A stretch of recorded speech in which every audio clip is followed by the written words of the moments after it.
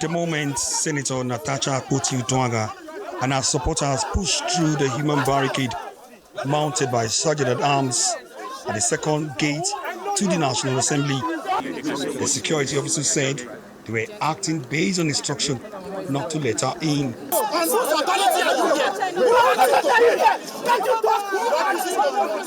This was after the lawmaker was forced to step out of her SUV at the main gate, where security officers almost missed her cover before a convoy was stopped.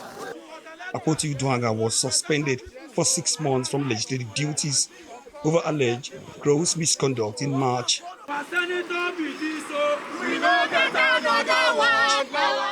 But relying on the Federal High Court judgment delivered by Justice Binta Nyako and true to her words that she will resume on Tuesday,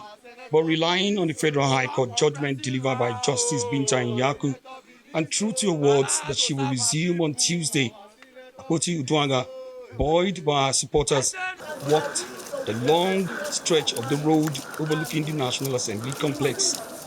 Close to the second gate, Akpoti-Uduaghan and her supporters were accosted by a batch of security officers. Can you allow the senator pass and resume her duties? What is going on? Not satisfied, the protesters pushed their way through the human barricade with very little resistance. While the drama lasted, the detachment of police officers, mainly female, maintained a respectable distance and calm in the face of confrontation. Your children are not better than your children.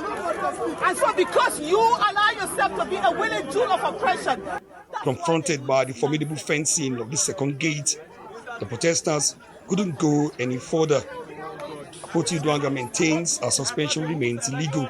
She vowed never to apologize to the Senate and that she will continue with her struggle.